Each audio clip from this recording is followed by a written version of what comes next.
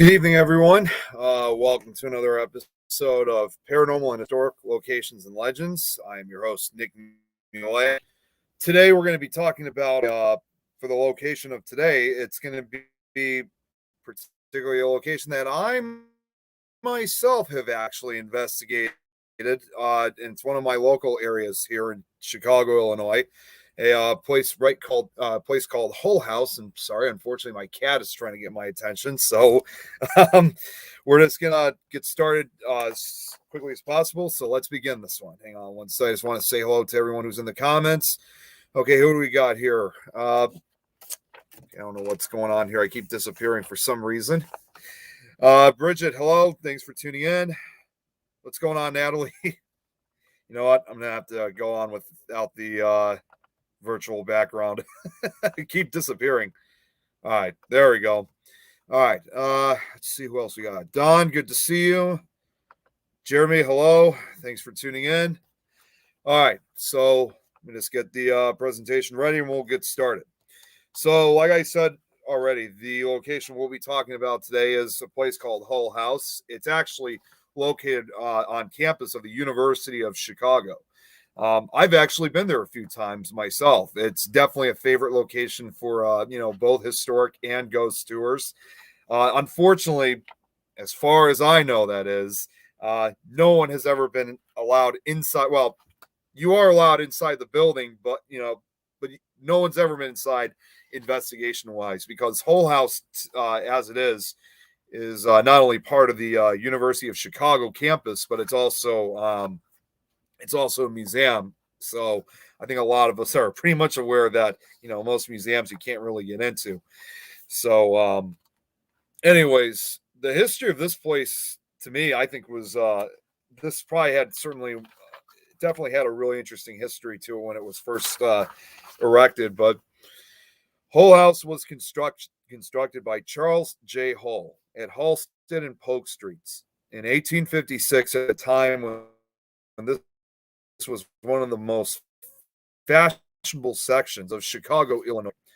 After the Chicago fire of 1871, the better classes moved to other parts of the city, and the near west side began to attract a large immigrant population of Italian, Greek, and Jewish settlers. By the 1880s, Hull House was surrounded by factories and tenement houses, and soon after became one of the most famous places in Chicago. And what made this place, so famous was it was Chicago's first and the nation's influential settlement house, and was established by Jane Addams, Jane Addams and Ellen Gates Starr on the near west side on September 18th, 1889.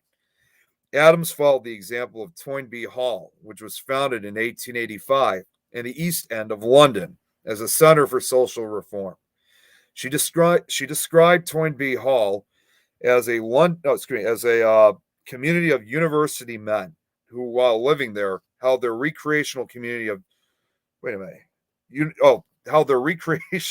clubs and social gatherings at the settlement house. Among the poor people in the same style they would in their own circle. Hull House became at its inception in 1889. Can't talk today. A community of university women whose main purpose was to provide social and educational opportunities for working class people, many of them recent European immigrants in the surrounding neighborhood. The residents, volunteers at Hull, were given this title, held classes in literature, history, art, domestic activities such as sewing, and many other subjects. Hull also held concerts that were free to everyone, offered free lectures on current issues, and operated clubs for both children and adults. Of course, as you guys can see here, I mean, Hull House during its glorious days, especially not long after it was founded, you can see the building was, it was much larger than what it is now. Some of these buildings eventually became, like I said, were converted into dormitories or certain, buildings for the University of Chicago that was being, founded either around the same time or not long afterwards. But unfortunately, many of these buildings, well, one second. Excuse me.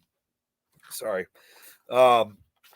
unfortunately, many of these buildings no longer exist. But back when it was first founded, they really, it had it was quite a neighborhood at it back in its days. But and also for anyone who's watching, I know I haven't really read a lot of the comments. That's because once again, when I'm doing these PowerPoints, unfortunately, I'm unable to see the comments. So I do apologize for those who are watching right now. I haven't said hi to everyone, though. I'll be checking every once in a while with my phone. Let's see. I'm actually, you know what? In fact, just get a quick check in to see who else has been watching right now. Let's see who else we got here. Hey, what's up, Anne? Don, good to see you. Joanne, thanks for tuning in. Okay. Well, got my shout outs now. But, anyways, Whole House conducted careful studies. Oh, wait a minute. Hold on 1 second. That's weird. Hang on. Wait. For some reason, I don't know what happened, but the screen did not share. This is the problem I have with PowerPoint sometimes. All right, try this again.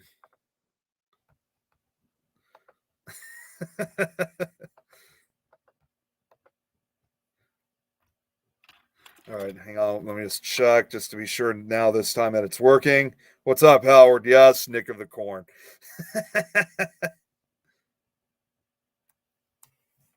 All right, there we go. Okay, now it's showing. Anyways, we didn't really get into, we didn't get too far, so we still got enough of the slideshow here. Whole House conducted careful studies of the near West Side Chicago community, which became known as the Whole House neighborhood. These studies enabled the Whole House residents to confront the establishments, eventually partnering with them in the design and implementation of programs intended to enhance and improve the opportunities for success by the largely immigrant population. By 1907, the converted 1856 mansion had expanded to a massive 13-building complex covering nearly a city block. The new structures included a gymnasium, theater, art gallery, music school, boys club, auditorium, cafeteria, cooperative residence for working women, kindergarten, nursery, libraries, post office, meeting and club rooms, art studios, kitchen, and a dining room and apartments for the residential staff. By 1911, oh yeah, this is another photograph of one of the other corners of Whole House when they really expanded it. I would say I think this was actually taken around definitely the 1910. I would say probably about 1910, 1911. But anyways, speaking of which, I mean, by 1911, Whole House had grown to 13 buildings. In 1912, the Whole House complex was completed with the addition of a summer camp, the Bowen Country Club, attracting thousands of people each week from the surrounding neighborhood. The expanded Whole House complex provided space for the settlement's extensive social and educational and artistic programs. Under Adams' skillful leadership, Whole House achieved recognition as the best known settlement house in the United States and became the flagship of a movement that included nearly 500 settlements nationally by 1920. And I forgot to click one other one. Okay. You get the idea. Yes, Howard. I was just reading a few of your comments here. Yeah, I'm glad to know that you're breathing. Hope you're doing a lot more better. All right. So, anyways, during its first 2 decades, Whole House attracted a remarkable group of residents. Most of them women who rose to prominence and influence as reformers on the local, state, and national levels. At the beginning, Adams and Starr volunteered as on-call doctors when the real doctors either didn't show up or weren't available. They acted as midwives, saved babies from neglect, prepared the dead for burial, nursed the sick, and sheltered domestic violence victims. see. In the neighborhood, these residents established the city's first public playground, which opened in 1897, and bathhouse campaign to reform ward politics, investigated housing, working and sanitation issues, organized to improve garbage removal, and agitated new public schools. On the municipal level, they helped establish the first juvenile court in the United States, fought for neighborhood parks and playgrounds, and agitated for branch libraries and initiated housing reform. At the state level, Hull House residents initiated and lobbied for protective legislation for women and children, child labor laws, occupational safety, and health provisions. Compulsory, I cannot even having some troublesome words today. Compulsory education, protection of immigrants, and Illinois Pioneer Mothers Pension Law. On the federal level, Hull House residents joined with settlement, House leaders, and reformers nationwide to fight for national child labor laws, women's suffrage, the establishment of a children's bureau, unemployment compensation, workers' compensation, and the many other reforms that made up the progressive agenda in the first 2 decades of the 20th century. Here's actually, I mean, these photos to me, I think, are really remarkable because this was really kind of a place that, in my opinion, they really kept documented. I mean, this was still during the early 20th century. A lot of places you usually will come across, they usually only have maybe just a few photographs here and there, but a place like Hull House, especially a building like this at its time, it's incredible, of how they were actually able to document everything through so many photographs. I mean, there's all these photos I have here. That's not even all of them. There's actually quite a number of other photos during its operation hours. But anyways, moving forward. Whoops. Okay, that got stuck there for just 1 second. Okay. Anyways, Adams remained head resident of Hull House until her death in 1935. Hull House continued to be active on Halsted Street until the 1960s, when it was displaced by the University of Illinois' new urban campus and continued to provide social services in multiple locations throughout Chicago. It finally ceased operations in January of 2012 after 120 years. The whole mansion and a related dining hall are the only remaining structures on the Hull House complex and are now maintained as a history museum. So as of today, from what I remember, what I was able to find was today continues under the name of Jane Addams Hull House Association, an umbrella organization composed of several social service centers across the city. Now, that building looked pretty benign by its appearance, right?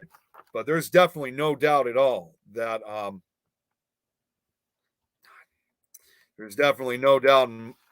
this place is definitely haunted. I've definitely experienced some of the activity that's occurred in this place. Let's see. I don't know why my PowerPoint's going so slow today. Okay, here we go. Adams, now upon the ghost stories that follow. Adams noted upon moving in that the building had a half skeptical reputation for a haunted attic. Over the years, numerous stories of ghosts and hauntings have surrounded Hull House, making it a stop on many of the Ghosts in Chicago tours. Charles Hull's wife had died of natural causes in a second-floor bedroom of the house in 1860, and within a few months of her passing, her ghost was said to be haunting that particular room. Overnight guests began having their sleep disturbed by footsteps, and what were described as strange and unearthly noises. Mrs. Hull's bedroom was first occupied by Jane Addams herself, who was awakened one night by loud footsteps in the otherwise empty room. After a few nights of this, she confided her story to Ellen, who also admitted to experiencing the same sounds. Uh, Jane later moved to another room, but she would not be alone in noticing the unusual happenings. Helen Campbell, the author of the book Prisoners of Poverty, reported seeing an apparition standing next to her bed. She took Jane up on the offer of staying in the haunted room. When she lit the gas jet, the figure vanished. Now, I forgot to put a click on this, but that's one of the I think that might be the only photograph I was actually able to find of Helen Campbell. So she was actually the one. Yeah, so she was the one who supposedly saw the apparition of Mrs. Hull. But the same peculiar sounds and figures were also observed by Mrs. Louise Brown, a lifelong friend of Jane's, Jane and Mary Smith, and even Samuel Cannon Barnett of Toynbee Hall, who visited the settlement house during the Columbian Exposition in 1893. According to Jane Addams' book, 20 Years at Hull House, earlier tenants of the house, which included the Little Sisters of the Poor and a secondhand furniture store, believed the upstairs of the house was haunted as well. They had always kept a bucket of water on the stairs, believing that the ghost was unable to cross over it. Regardless, the ghost was always considered to be rather sad, harmless, and residents and guests learned to live with its presence. Unfortunately, it was not the only supernatural legend connected to Hull House. Let's see who we have watching right now. We got, hey, Mary, thanks for tuning in. Hello, Donna.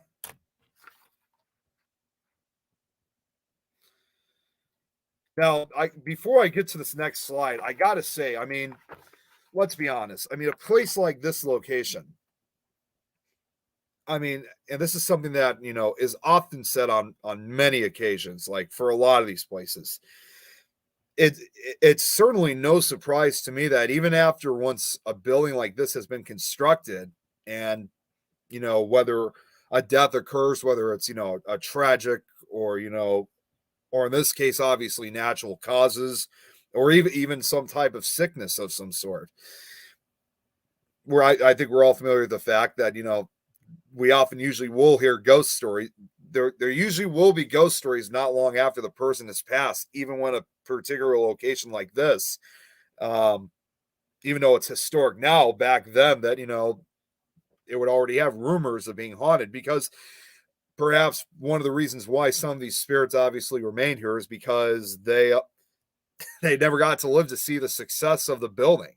So that's probably a good reason why, for example, in this case, Charles Hull's wife may have still been lingering around this building, for several years during this building's operation. But many of the other ghost stories that follow, include that most. I don't know what's going on with my speech today, guys. I'm just not talking right today. Most ghost activities happens at the staircase. Strange fog and smoke has been spotted there. Now, I got a few pictures I'm going to show. I'm actually going to show right now. Obviously, it's one of those photographs. Obviously, documents 4 shadowy hooded monk-like figures that have been reported in an upstairs room. Most of the time, which have been periodically observed peering out. They've also been observed, obviously, on the staircase, as you guys can see. Now, this photograph right here, some of you may have probably seen this photo before. It's definitely I've seen it on a lot of different, paranormal websites, and the photo does look relatively old. And believe it or not, it is kind of old now. This was taken back, I think it was either taken back in either 1980.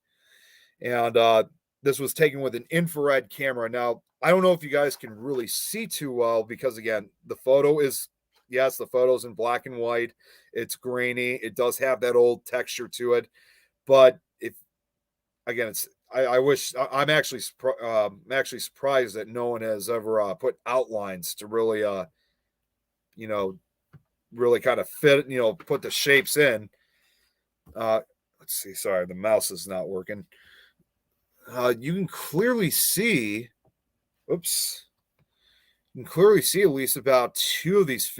I don't know if this is just part of the stairway or the railing, but you can clearly see at least about two figures right up here.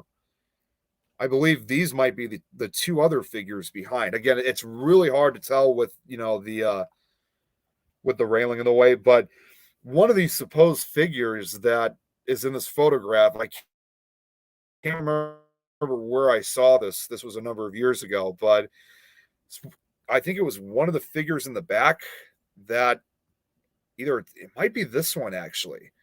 Apparently, its head is missing, but it's real again with the appearance of the photograph.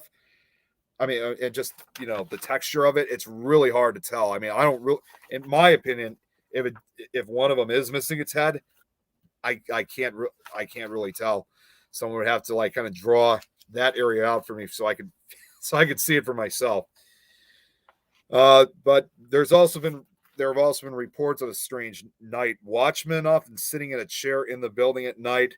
The stairway, obviously, as you guys can see, I mean, you know, with another photograph like this, the stairway seems to be the most active location. Um, and what to me, I think it could. I mean, why the staircase in particular than anywhere else in the building? It's probably because the stair.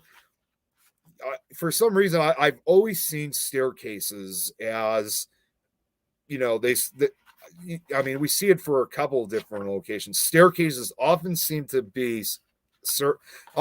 serve as like a gateway or a vortex of some sort, and that probably explains why we get all these figures, for example, on the stairway the most than anywhere else in the building. Now, some of these photos, obviously, as you guys can see, I mean, with the exception of the one here from the 80s, this photograph may most likely could have been photoshopped. It could have just been a smudge because, like I said, no one's ever really allowed inside the building during the ghost tours because it's closed up. But it still gives everyone an opportunity to at least take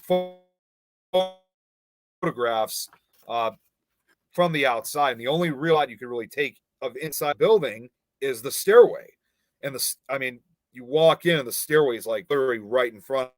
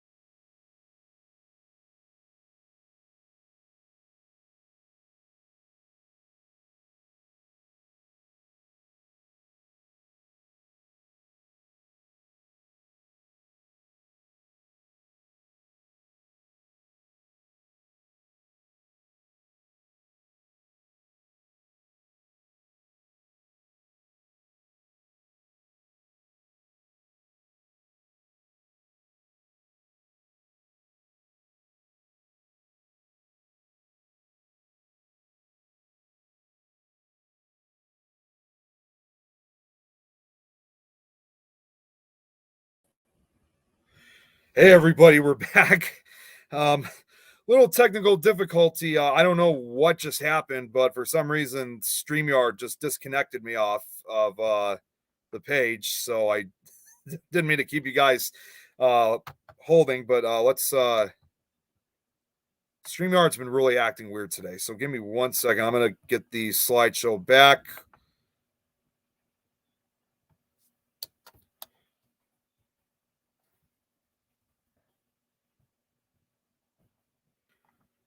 Okay, let's try this again.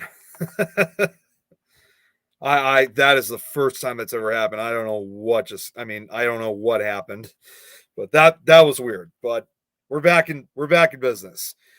What's going on, Rosie? Thanks for tuning in. Okay, so let's try this again. As I was saying previously about the this particular photo, again, this could be a fake because obviously you have the doorway right here, you got the window in front, and obviously you can clearly see once again, just like on some of these other photos, there is supposedly a figure that's it looks like to me it's descending down the staircase. If this is supposedly the glowing, somewhat human-sized entity, uh, it could be, but again, you can kind of also see through the window that there are some fingerprints, some marks on the glass itself. So that could be most likely just some kind of smudge on the window. It could be anything. After all, I mean, like I said, this place definitely has a history of of ghost sightings right on that staircase, but also you got a number of those other ones out there that could just be fake. But another story we got here is that the ghost of a little girl about 8 to 10 years old uh, has been seen. Apparently, that's been seen holding a doll. Has been seen in photographs several times in and around Hull House. Some have said the girl was named Rebecca. The story has snowballed a bit over the years, but though there's some mistypes here. I'll have to fix that up later. There is no found good documentation of a girl named Rebecca, or indeed any girl that aged dying there. This is one of the few photographs that has been actually now in addition. No, excuse me. Let me reprise that.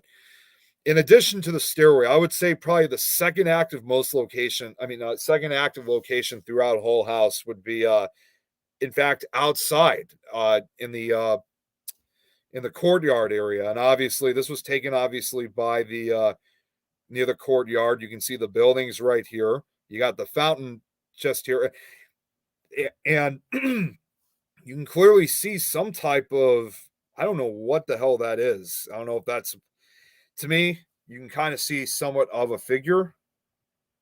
I mean, it looks like a dress right here, and I don't know what this is. I don't know if it's supposed to be like some type of mist that's following or what. I mean, that's up for you guys to decide. Clearly, this was taken with an infrared camera. I'll be honest with you guys.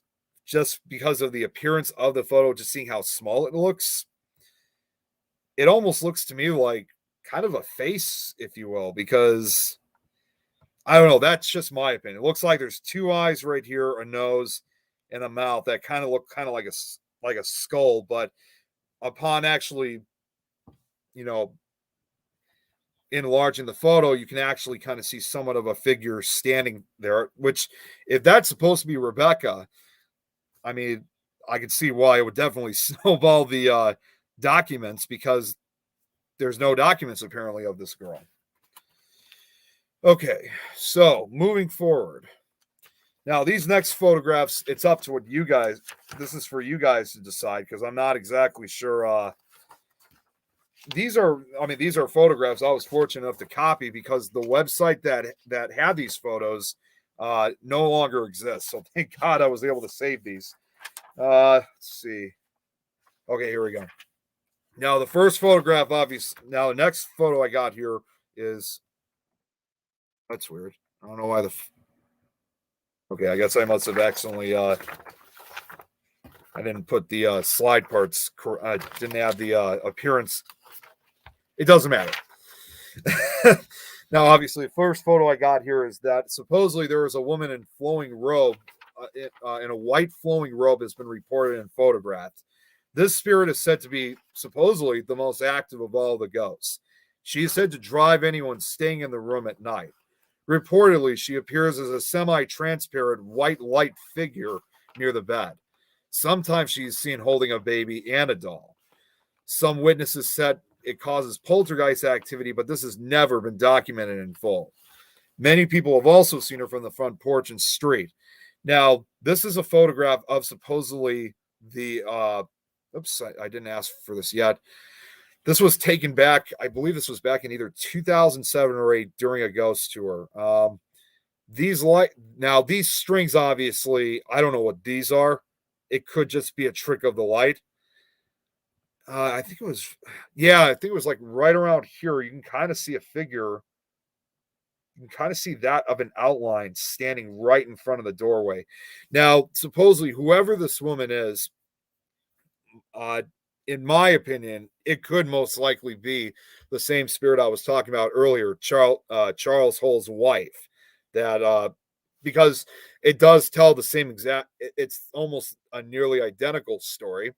Just like it was with back in the 1800s, where anyone that stayed in Mrs. Hull's room, they often would see a figure standing near their bed, or anywhere close to the room. So it could very well be that this could be Mrs. Hull's. I mean, this could be very. Jeez, this could very well be Mrs. Hull herself. But again, the photo is kind of difficult to decide. I mean, the photo is difficult to verify. So I thought but either way, I thought I'd put it up, to have everyone's opinions on it. Let's see who else we got here. Hey, Philip, good to see you. Now, the next photo I got here, this is a little more clear. We're once again on the staircase. A man and woman's face has been photographed here at the staircase. Down here, you got this was taken by the same photographer. In fact, you can clearly see what looks like a female, looks like the face of a woman, and then right above that, you got a man's face. This one I think is a little bit more believable than this photo, because you can't really see too well of what's going on in the first photo. This one's a little more clear, but then again, remember, like, you can see there's the window right in front. There's smudges. It could very well be, again, just nothing but smudges on the window. But the face above, at least, definitely has some pretty good texture to it. The ghost of a cleaning woman has been photographed by the white counter. It appears that she's cleaning or rearranging things. This one, once again, the same photographer. I think I don't know if this is her right here. There's sort of a brief outline. Whoever took these photos obviously didn't really have the best camera, but unless you guys can see it, the only thing I can really see for the most part is just the outline of her. I can't really see anything else apart from the outline. So I don't know. It's whoever took them didn't, like I said, didn't have the best quality pictures. Floating balls of light often wander the grounds and float up and down the main staircase of the house and around the attic staircase. At night, the sounds of a group of girls playing by the fountain have been. Oh, wait a minute. This was okay. I had some mix up. I had to make some last minute changes right before we went live today, so I do apologize that some of the same information's popping up. But anyways, at night, the sounds of a group of girls playing by the fountain have been heard. Sometimes one can feel a cool gust of wind flow by them as the ghostly girls run around the area. The fountain is located just to the south of Hull House. Now, this photo in particular, obviously, unlike the others, is definitely a lot more clearer. I mean, you can pretty much see what looks like the outline of a girl. Looks like she's wearing, again, a white dress. You can see the hair here. I'm actually surprised I haven't even taken all the times I've been there. I'm surprised I haven't taken any photographs in that area. But this is definitely a much more believable photograph than the other photos. But again, that's up for everyone else to decide. The apparition of what appears to be a gentleman in a heavy coat was photographed in 2007. Once again, on the staircase. So you can clearly see in this photo, obviously, this is a male figure. And, he's obviously wearing some kind of big, heavy, burly coat of some sort. I've tried searching. This one I've known for years. In fact, this one I've been trying to uncover, who the identity of this figure might have been. But to this day, I haven't been able to figure that out.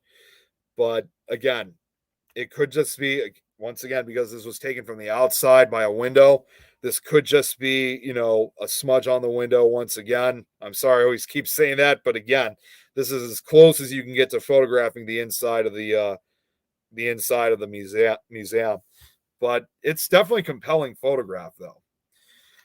The final story I have, we got one more. I got one more story after this, which is also the main and most important story more than anything. But the last one we got here is other candidates for resident ghosts include the many people who died there of natural causes in the 1870s when it was used as a home for the aged by the Little Sisters of the Poor. Now, the next, this is going to kind of, I'm sure some of you guys are going to be a little bit surprised by what I have next for this case. This is a very unusual legend, so be ready for this one. I don't know if most of you guys are familiar with the so-called devil baby.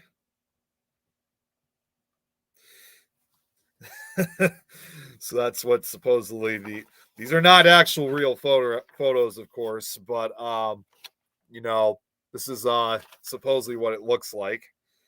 So the story goes that in 1913, Hull House received its greatest notoriety when it was alleged to be the refuge of the Chicago Devil Baby. According to the legend, the child was born to a God-fearing Italian woman who unwisely married an atheist. The young woman had attempted to display a picture of the Virgin Mary in the house, but her husband had it torn down. Well, her husband had torn it down. He stated that he would rather have the devil himself in the house than the picture. When the woman had become pregnant, the devil baby had been their curse, supposedly. As a punishment, the child was cursed to look like the devil. The child was born with pointed ears, horns, scale-covered skin, red glowing eyes, cloven hooves, and a tail.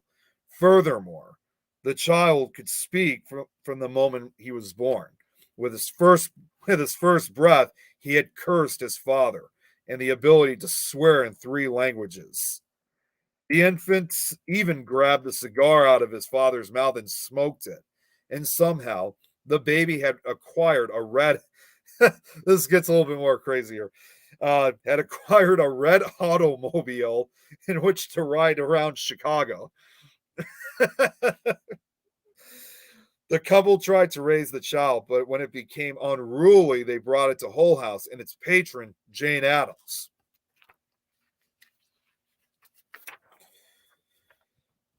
After being taken in by Jane Addams, staff members of the house reportedly took the baby to be baptized. During the ceremony, the baby supposedly escaped from the priest and began dancing and laughing. Rumors spread quickly about the baby, and within a few weeks, hundreds of people came to the house to get a glimpse of it. How the story had gotten started, no one knew, but it spread throughout the West Side neighborhood and was reported by famous Chicago reporter Ben Hite.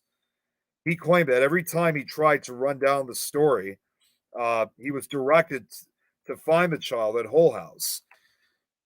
Many people came to the door and demanded to see the child, while others quietly offered to pay an admission or immediately demanded that Adams get rid of it. They believed the wild story to be absolutely true. Each day, Jane turned people away and tried to convince them that the story was fabricated. She even devoted 40 pages of her autobiography to dispelling the stories. Even though most of the poorly educated immigrants left the house, still believing the tales of the devil baby, the stream of callers eventually died out, and the story became a barely remembered side note in the history of Hull House. Adams denied its existence, but rumors persisted that she was hiding the child in the attic to protect it. Its existence was never proven, but for decades, people have reported seeing a wild beast-like creature peering out of the attic windows at them, especially the upper left window. Since the child has never aged, it may have died young, buried somewhere on the property. Now, interestingly enough, although it definitely, it had became a quickly forgotten tale in Chicago, What's what made it even more interesting, where it kind of had almost like a brief comeback a few decades later, was that while Jane Addams was still alive, however, while initially annoyed about the story, which had no basis in fact, Addams, however, did become fascinated by the effect the episode had on old women in the neighborhood and used the episode as a basis for her book, The Long Road of Woman's Memory. This legend would also later inspire the 1968 Roman Polanski horror film, Rosemary's Baby. I don't know if many of you have ever seen, well, I don't know if too many of you have ever seen Rosemary's Baby, which definitely is a classic. I know, of course, he's quite a controversial figure nowadays. Let's see here. I just want to check the comments really quickly, see who's all been saying what. You haven't heard about the Devil Baby in years. Okay. Yeah, I mean, it definitely has become kind of a forgotten story, unless, like, again, unless you see the movie Rosemary's Baby. And that's what a lot of people don't seem to realize is Rosemary's Baby is based on this legend. The only differences that they did for the movie compared to the legend, obviously, is first, obviously, they set it in the modern, well, at the then modern era instead of 1913. They set it, in I think it was about 1966 or 67 that the film takes place at. And instead of being in Chicago, they moved it to New York City. Let's see here. But supposedly, even if there was some type of deformed child or some type of devil baby, let's call it, some of the more logical explanations, however, is that others say the child was actually a terribly deformed baby that was brought to Hull House by a young immigrant woman who was unable to care for it properly. The pitiful child's face looked so monstrous and shocking that rumors started about a devil baby at Hull House.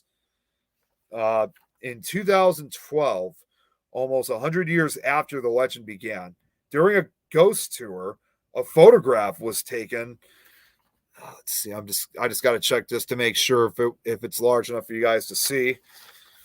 Apparently, a photograph was taken at the staircase of what appeared to be a baby, where there's a big missing chunk where the mouth and chin ought to be. So this is the actual photograph right here. I know you can't see it, but now I do have another copy of that photograph, which has been zoomed in.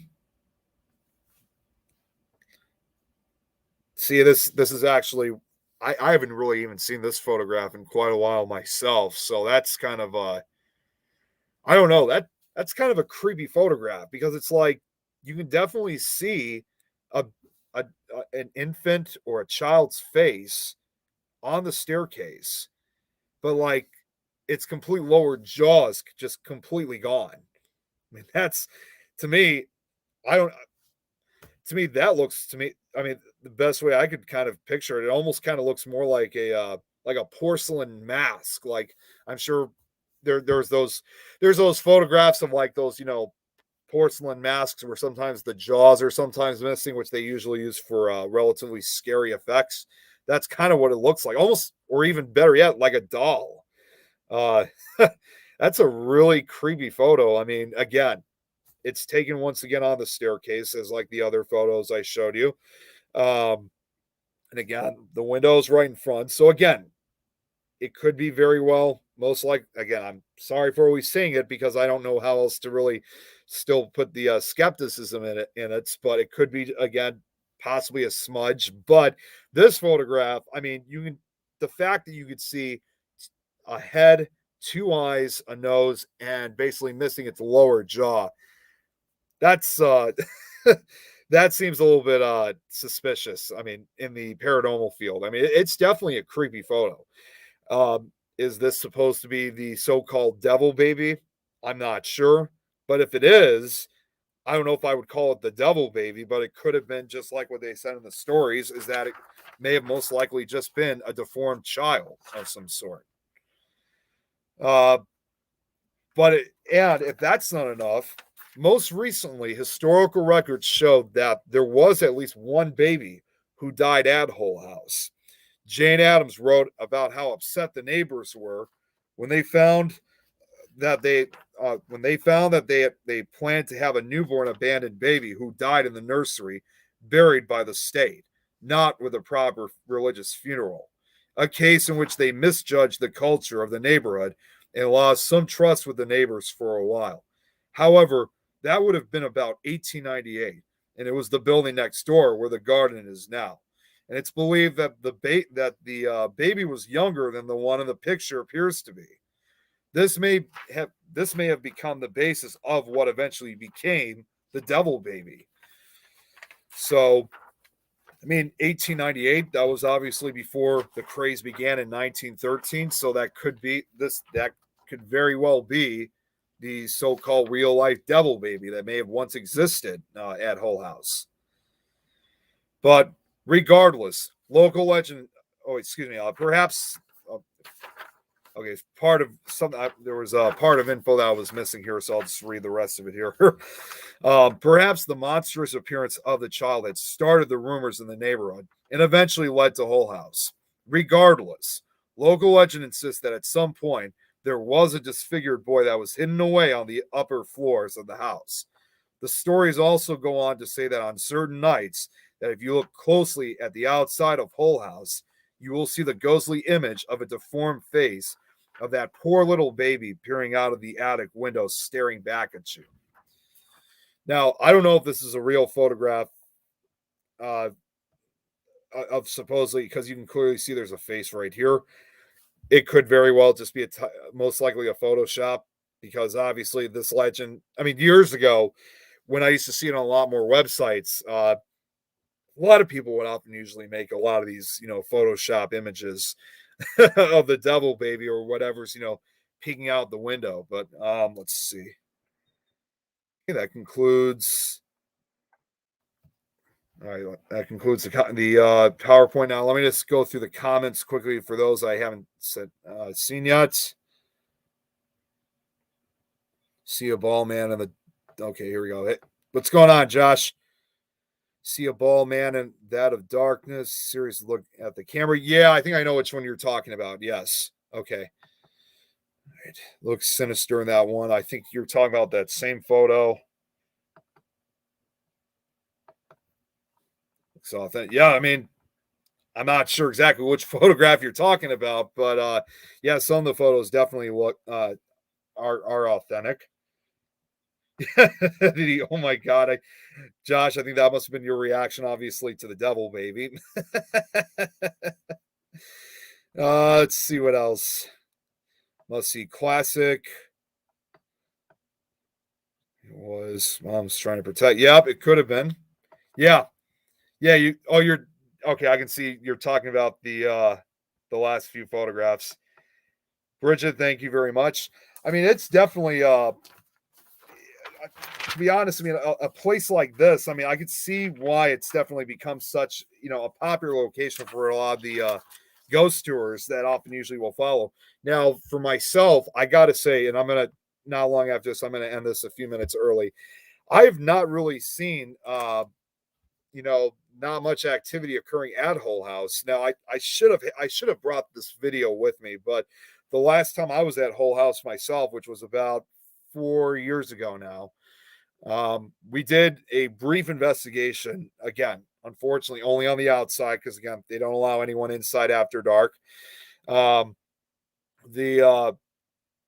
We were actually trying to shoot a show of our own at that time, and at one point I had the camera moving, and I don't know if it was a reflection or what, but very well there may have been a possibility we actually might have captured a figure that may have literally went right in front of us. It's really hard to tell. I should have put the video up. I don't have it with me, unfortunately, but like I said, some of these slideshows obviously I'll be replaying in the future, so I could always have it for a future showing. Thank you, Josh. I very much appreciate it.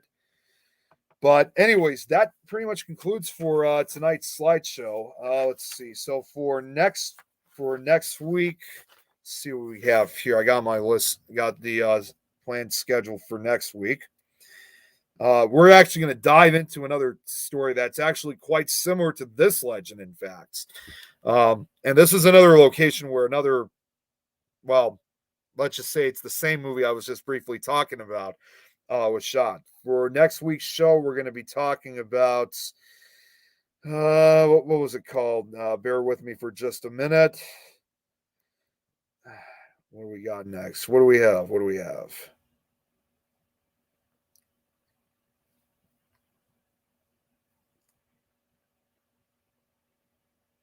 Oh, we'll be talking next week about the Dakota. I don't know if a lot of you guys are familiar with that location. It's an apartment complex building out in New York.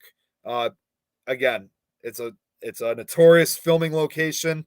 Definitely, it's got a huge history that follows behind it, but it also definitely has some pretty wild ghost stories associated with the place. But in addition to that, too, because I already did briefly mention it, during the presentation, this was the same building where, once again, Rosemary's Baby was shot at. So tonight we focused on the the location and the legend that inspired the film. Next week we're going to be looking into the location of where the film was shot.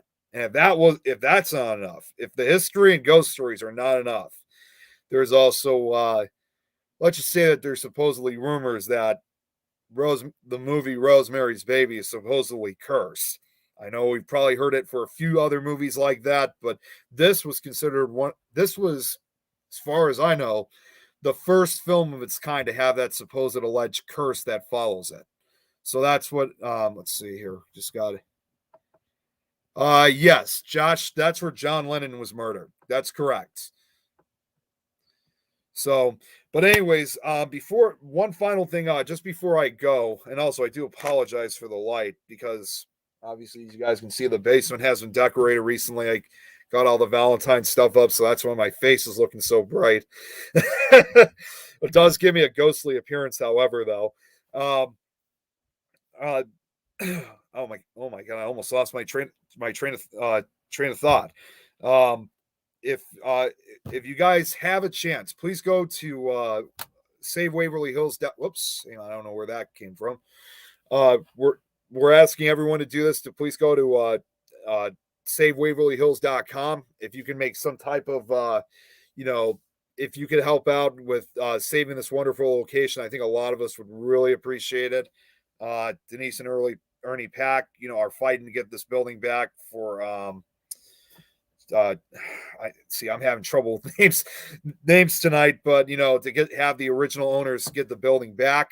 So please go to savewaverlyhills.com and make some type of donation. Again, I'm at a loss of words. It's been a long day for me today. But anyways, if you can do that, I think they'd really appreciate that. But anyways, like I said, next week, like I said, we'll be focusing on the Dakota. And yeah, I mean that's pretty much all I got to say. So I just want to say, of course, thank you guys so much again for tuning in. I know I was a little bit disorganized. Not, I know I wasn't completely organized with my speech today because again, it was a really rough day for me today. But I really do appreciate you guys always, taking the time of tuning in, checking these presentations out. I can't thank you guys enough. I'm excited to see more. I mean, I'm excited to present more presentations for you guys in the next coming weeks. I mean, my show will be going on as seasons, but from what I can tell you right now is this show will definitely be continuing on for at least a couple more months. So I got plenty of more presentations and stories to tell you guys. So again, I appreciate you guys for taking the time for doing this, and thank you all. And I will and then I will see you guys next week. Oh, and also finally, I almost forgot. Then for tomorrow night, because I know a lot of you guys know I'm also on the Petri dish. I don't know what Howard's status is going to be like for tomorrow. I think we might be doing the show. Not entirely sure. I think we might be having I think it's Daniel Clace who we're supposed to have on. I'm not sure. I most likely I don't know. He knows it better than I do. All right, but with that being said, I'll see probably some of you guys tomorrow night on the Petri dish. But as far as the for next week's presentation, uh, again, I want to thank you guys so much, and I will see you guys next week. You guys all have a great night.